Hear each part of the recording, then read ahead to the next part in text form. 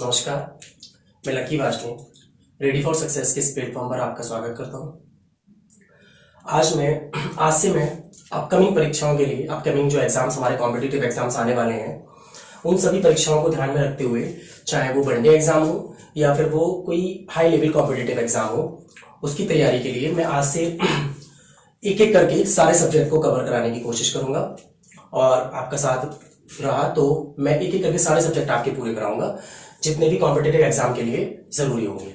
आज इसी कड़ी में मैं भारतीय राज्य व्यवस्था टॉपिक को स्टार्ट करूंगा। भारतीय राज्य व्यवस्था टॉपिक या फिर कोई भी टॉपिक होगा उसे हम बाइलिंगुअल फॉर्म में, वो हिंदी में भी और इंग्लिश में भी, दोनों ही लैंग्वेजेस में कवर करेंगे, जिससे कि ना इंग्लिश मीडियम वाले को कोई प्रॉब्लम फेस करनी पड़े और ना ही हिंदी मीडियम वाले को कोई प्रॉब्लम फेस करनी पड़े। आज से हम दोनों लैंग्वेजेस को साथ साथ लेते हुए हम इस प्लेटफॉर्म पर भारतीय संसद टॉपिक, पॉलिटी का जो भारतीय संसद टॉपिक है उससे हम आज की प्रारंभ करेंगे।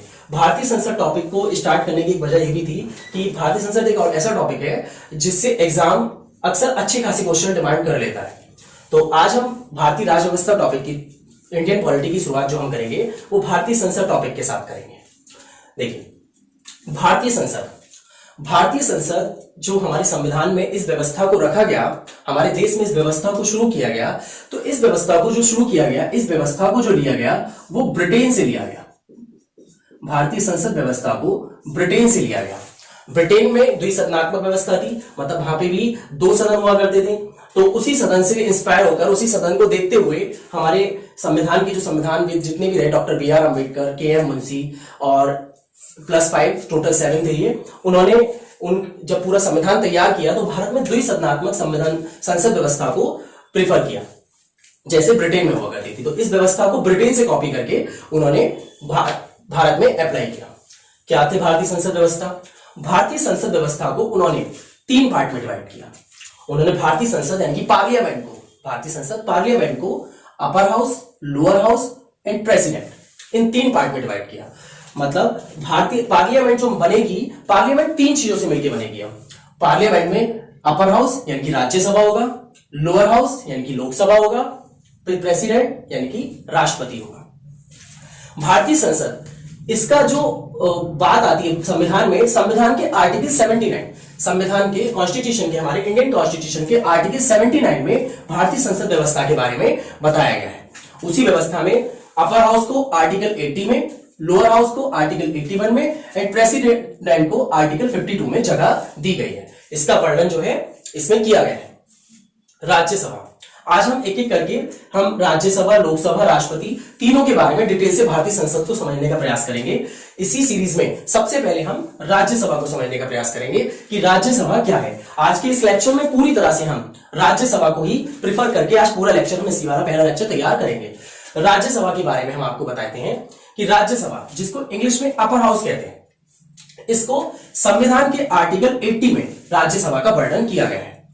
क्या कहा गया है? उन्होंने कहा है कि संविधान में कहा गया है कि भारत की संसद व्यवस्था में एक राज्यसभा होगी, जिसे आर्टिकल 80 में बताया गया। उन्होंने बताया सबसे पहले संविधान में जब हमें आजादी मिली, आजादी के बाद सबसे पहले 3 अप्रैल 1952, 3 अप्रैल 1952 को काउंसिल ऑफ स्टेट का गठन किया गया।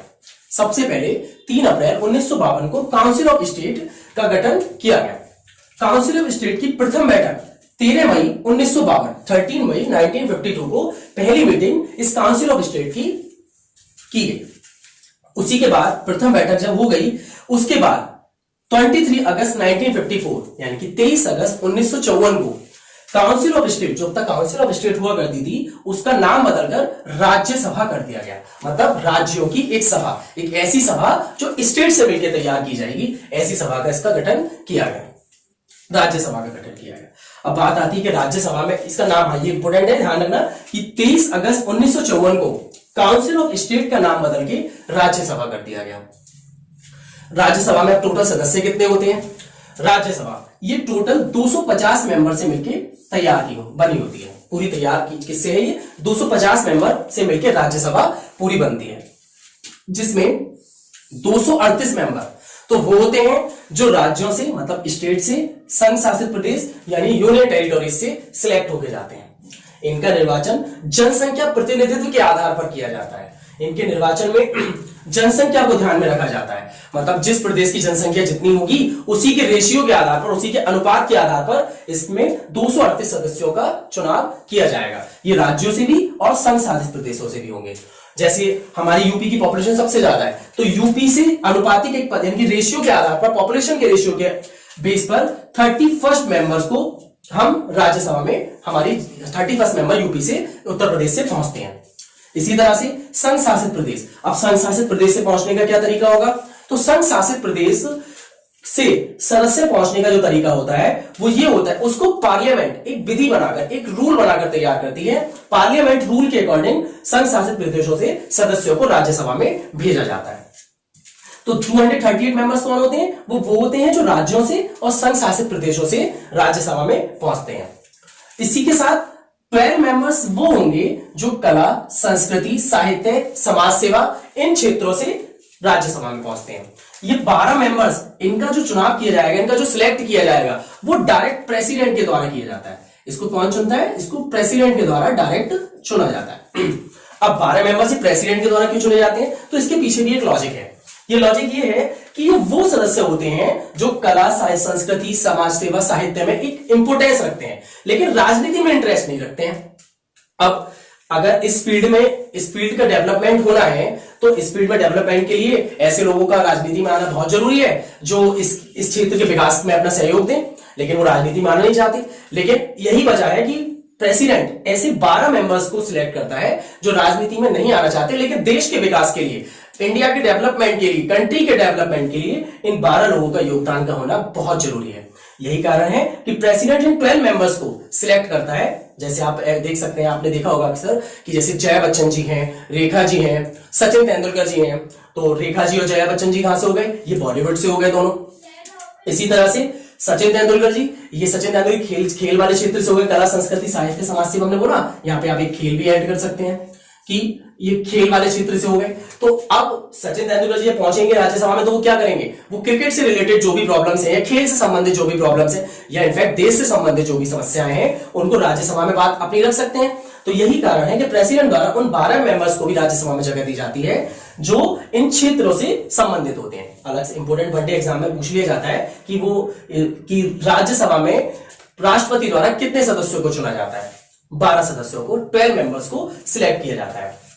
230 और 12, 200 टोटल 50 हो गए, 250 मेंबर्स हो गए। लेकिन ये टोटल मेंबर्स की हमने बात की है जो राज्यसभा में होते हैं। लेकिन अगर बात होती है कि वर्तमान समय में यानी प्रेजेंट टाइम में कितने मेंबर्स हैं जो राज्यसभा में हैं, तो बेटा, तो आप सॉरी मैं भाई कैसे कब आप सब ठीक है बेटा तो नहीं होगा, कहना ठीक होगा क्योंकि आप सब लोग मेरी उम्र से ही होंगे सब लोग। तो 238 मेंबर, 12 मेंबर तो हैं इसके अकॉर्डिंग, लेकिन टोटल वर्तमान समय में अगर हम बात करें तो वर्तमान समय में टोटल जो मेंबर्स हैं वो 245 मेंबर्स हैं जो यहां पर है हमारी राज्यसभा में है। 240 मेंबर्स, जिसमें 12 मेंबर्स तो वो हो जाएंगे जो सिलेक्ट किए जाएंगे प्रेसिडेंट के द्वारा, 12 मेंबर्स तो वो हो गए। इसके साथ साथ 230 मेंबर्स, वो 33 मेंबर्स वो हैं जो कहां से सिलेक्ट किए जाते हैं, राज्यों से और संघ शासित प्रदेश से सिलेक्ट होकर राज्यसभा में पहुंचे हैं। मतलब 12 मेंबर्स प्रेसिडेंट वाले वो तो कंफर्म है कि वो तो सिलेक्ट किया गया है, लेकिन 233 मेंबर्स वो हैं जो राज्यों और संघ शासित प्रदेश से यहां पे पहुंचे हैं।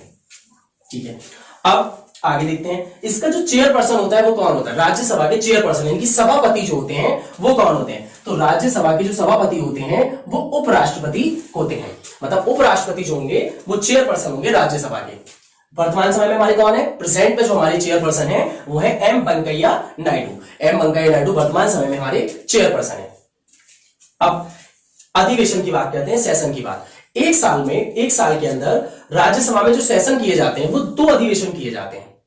2 अधिवेशन एक साल में राज्यसभा में किए जाते हैं। इसके साथ साथ ये भी ध्यान रखें, कम से कम 2, इसके साथ ये भी ध्यान रखा जाता है कि एक सेशन और दूसरे सेशन के बीच में 6 मंथ से यानी 6 मंथ से ज्यादा का गैप ना हो। कोशिश यही की जाती है कि 6 महीने से ज्यादा का गैप इन दोनों सेशन के बीच में ना हो। सामान्यतः वैसे लोकसभा और राज्यसभा, अपर हाउस और लोअर हाउस दोनों के सेशन जो होते हैं साथ साथ ही बुलाए जाते हैं, लेकिन उसके बाद साथ साथ बुलाए जाते हैं। लेकिन दोनों सेशन के बीच में जो राज्यसभा में 2 सेशन होंगे उसमें 6 मंथ से ज्यादा का गैप नहीं रखा जाता, इस बात का भी ध्यान रखना होता है। चेयरपर्सन के साथ साथ एक चेयरपर्सन तो होते ही है, एक सभापति, चेयरपर्सन यानी सभापति, सभापति के साथ साथ एक वाइस चेयरपर्सन यानी कि उप सभापति भी होता है। उप सभापति, उप सभापति का काम क्या होता है? अगर चेयरपर्सन प्रेजेंट नहीं है, चेयरपर्सन किसी काम से कहीं गए हुए हैं, मान लीजिए किसी फॉरेन कंट्री में विदेश दौरे पर गए हुए हैं, तो उस स्थिति में राज्यसभा में तो अगर काम चल रहा है तो राज्यसभा के कार्य को कौन संपादित करेंगे? वो उप सभापति जो वाइस चेयरपर्सन होंगे उनके द्वारा इस कार्य को किया जाएगा। ये तो हो गई राज्यसभा की बात। राज्यसभा में अब बात आती है कि राज्यसभा के जो सदस्य होते हैं, जो 245 वर्तमान में 245 और टोटल 250 मेंबर्स है, इनका कार्यकाल कितना होता है? तो अगर हम इनके कार्यकाल की बात करें तो इनका जो कार्यकाल होता है वो होता है 6 साल, 6 वर्ष। तो राज्यसभा में जो सदस्य होते हैं उनका जो कार्यकाल होता है वो 6 वर्ष का कार्यकाल होता है, अर्थात एक राज्यसभा का सदस्य 6 साल तक राज्यसभा का सदस्य रहेगा। लेकिन यहाँ पे एक ट्विस्ट है, एक यानी कि एक पॉइंट ऐसा है कि 6 वर्ष तक तो होता है, लेकिन 6 वर्ष में भी हर 2 साल बाद, यानी कि 6 साल को हम किसी साल में हम क्या करेंगे, हर 2 साल बाद 1/3 1/3 सदस्य रिटायर होते हैं और नए 1/3 सदस्यों को एंट्री दी जाती है। मतलब हर 2 साल बाद क्या होगा, 1/3 सदस्य तो रिटायर हो जाते हैं और उसी 2 साल 1/3 सदस्य जैसे रिटायर होते हैं और नए 1/3 सदस्यों का सिलेक्शन होता है उन्हें। अच्छा, इनका चुनाव कैसे होता है? तो अनुपातिक पद्धति द्वारा, एकल संक्रमण की पद्धति द्वारा इनका चुनाव किया जाता है।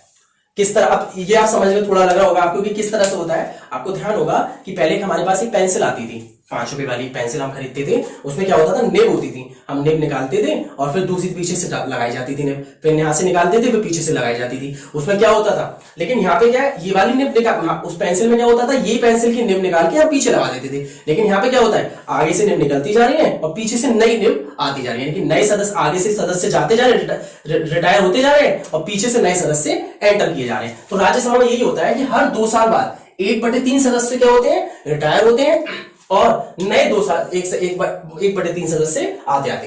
टोटल कार्यकाल जो होता है इनका, पूरा जो टोटल इनके कार्य है वो 6 साल तक ही होता है। मतलब ये 6 साल तक ही इसके सदस्य रहते हैं राज्यसभा के, लेकिन हर 2 साल बाद 1/3 सदस्य रिटायर होते हैं और 1/3 सदस्य नए एंटर किए जाते हैं। ये होगी राज्यसभा की कार्यवाही। राज्यसभा के लिए इतना ही। और हाँ, एक चीज और, ये जो राज्यसभा होता है ये स्थायी सदन होता है। मतलब स्थायी सदन मतलब परमानेंट हाउस। परमानेंट हाउस मतलब इसको कभी भी भंग नहीं किया जा सकता। राज्यसभा किसी भी स्थिति में भंग नहीं होगा। लोकसभा को भंग किया जा सकता है, लेकिन राज्यसभा को कभी भी भंग नहीं किया जा सकता। मोस्ट पॉपुलर क्वेश्चन है ये, मोस्ट इंपोर्टेंट क्वेश्चन है ये कि निम्न में से कौन सा सदन, आपका क्वेश्चन क्या होगा कि निम्न में से ऐसा कौन सा सदन है जिसको कभी भंग नहीं किया जा सकता। तो ऑप्शन में क्या होगा, राज्यसभा, लोकसभा या दोनों या इनमें से कोई नहीं, इस तरह से। तो राज्यसभा एक ऐसा सदन है जिसको कभी भी भंग नहीं किया जा सकता। लोकसभा भंग हो सकती है लेकिन राज्यसभा कभी भी भंग नहीं की जा सकती। भारतीय संसद के हमने तीन हमने जो हमने इसके बताए थे, इसमें से हमने राज्यसभा के बारे में पढ़ लिया।